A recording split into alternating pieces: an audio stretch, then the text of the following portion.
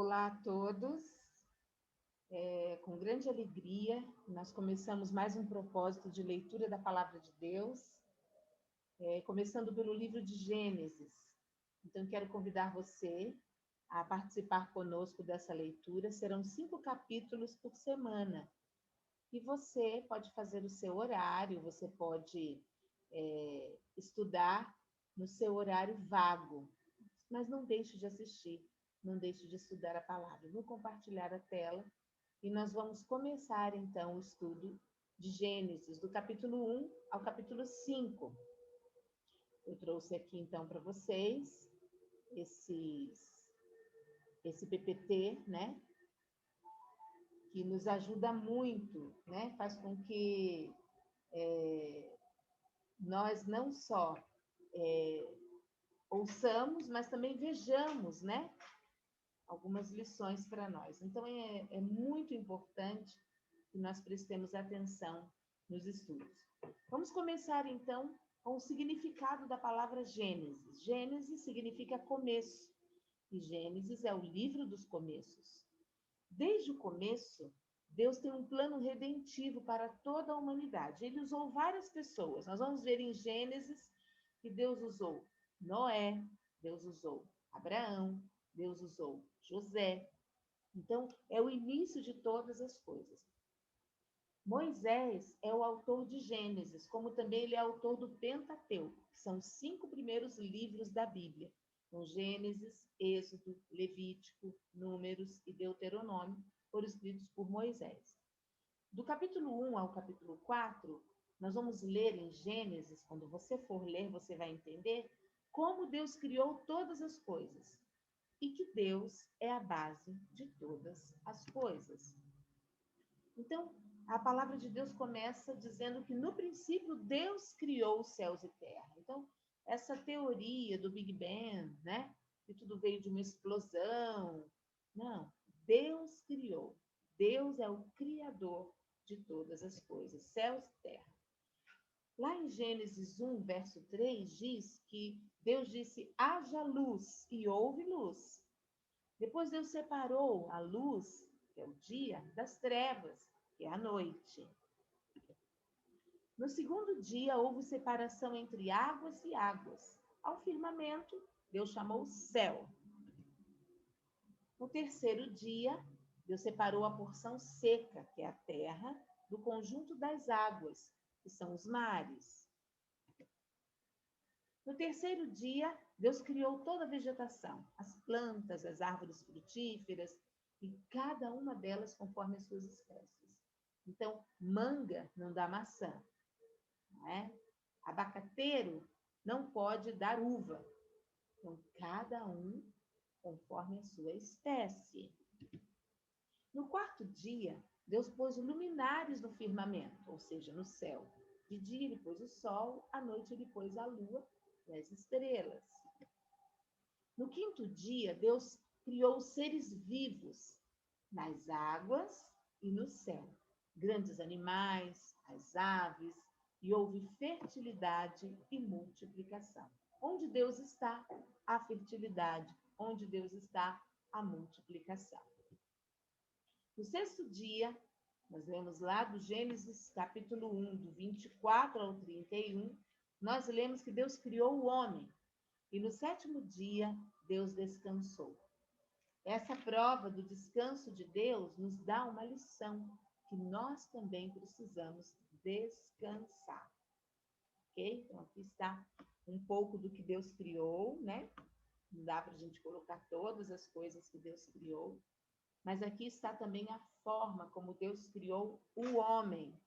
Então, no capítulo 1, Deus fez e criou todas as coisas, certo? Em Gênesis capítulo 2, diz que no sétimo dia Deus descansou. Lá no verso 2, no sétimo dia Deus já havia concluído a obra que realizara e nesse dia descansou. Abençoou Deus o sétimo dia e o santificou, porque nele descansou de toda a obra que realizara na criação. E nós estávamos comentando em reunião o quão é difícil descansarmos em Deus. Nós temos que trabalhar, trabalhar, trabalhar, produzir, produzir, produzir, fazer, fazer, fazer. E Moisés e eu temos um lema que nós ouvimos agora na conferência, o apóstolo Kevin falou sobre isso. Quando nós trabalhamos demais, Deus não pode trabalhar. Deus trabalha na calada da noite, enquanto você dorme. Deus está trabalhando por você. Então, não perca esse tempo de descanso. Nós precisamos de férias, sim. Nós precisamos de descanso, sim. Precisamos nos desligar das coisas dessa terra, para nós sermos abençoados. Deus deu exemplo e nós devemos segui-lo. Antes do pecado, o homem e a mulher estavam no jardim do Éden nus e eles não se envergonhavam. Então, a origem da humanidade vai falar sobre isso, né? Que homem e mulher andavam nus e não se envergonhavam. Adão, né? Quando ouviu a ordem de Deus, Deus foi claro. Deus colocou Adão para cultivar, para cuidar do jardim. E o Senhor ordenou ao homem, olha lá no capítulo 2, verso 16: coma livremente de qualquer árvore do jardim, mas não coma da árvore do conhecimento do bem e do mal, porque no dia em que dela comer, certamente você morrerá. Então Adão ouviu claramente essa ordem do próprio Deus. Mas será que Adão transmitiu essa ordem claramente para Eva? Eu tenho minhas dúvidas. Por isso, Eva foi facilmente enganada. Onde Adão estava? Por que Adão não estava junto de Eva? Se ele tinha que cuidar dela, preservá-la, zelar pela vida dela. Por que Eva estava sozinha? Fica a pergunta do capítulo 2. Então, Adão foi um omisso. Foi um homem omisso. Como nós vemos muitos homens omissos hoje em dia, que não cuidam da mulher que Deus lhe deu. E isso causa grandes problemas. Por isso que o pecado os afastou de Deus. Deus não veio quando Eva comeu. Em nenhum momento você lê na palavra, né, que Deus veio e falou: Eva, o que você fez? Não. Mas Deus esperou para ver a atitude, o posicionamento de Adão, que não houve, não teve. E por isso, o que aconteceu?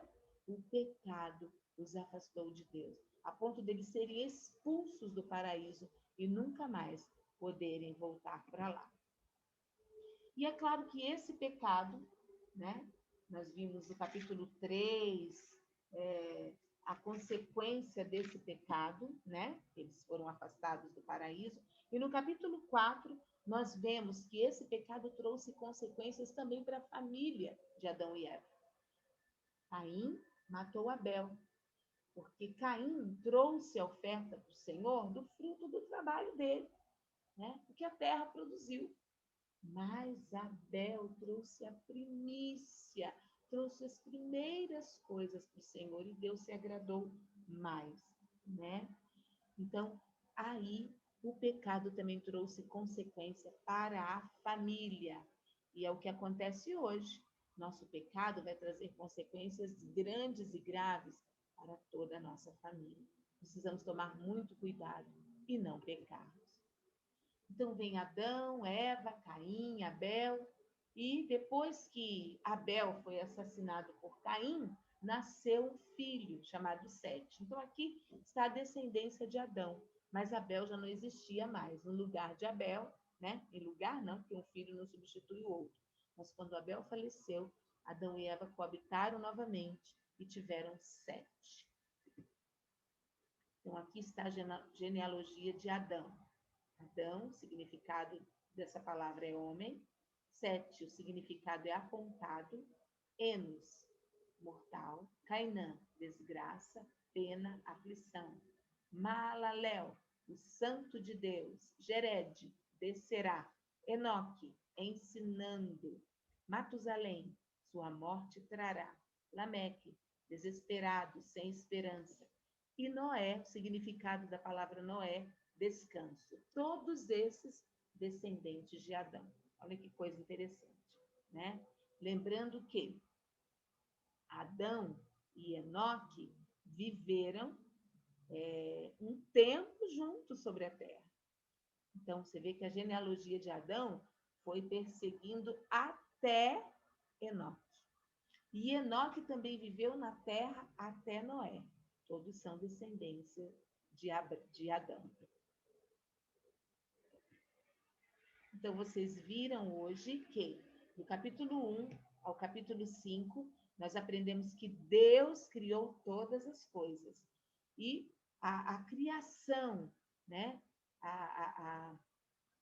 A obra de Deus foi tão perfeita que ele viu que tudo que ele havia feito e era muito bom. Eu quero contar com vocês no próximo estudo, do capítulo 6 ao capítulo 10. Vamos lendo de 5 em 5 capítulos toda a semana. Nós nos vemos na quarta-feira, então hoje, quarta-feira, é dia de estudo, né? Nós vamos estar juntos às 21 horas. Faça um esforço para estar conosco, tá bom? Faça um esforço para vir ler a palavra de Deus. Hoje nós vamos estudar do 16 ao 20, capítulo 16 ao 20. Está tremenda a leitura, não perca por nada. Mesmo que você perca, depois você pode ver os vídeos do Zoom, tá bom? Tenha um dia abençoado, uma tarde abençoada, e eu te espero logo mais à noite, querendo Deus, tá bom? Deus te abençoe. Tchau.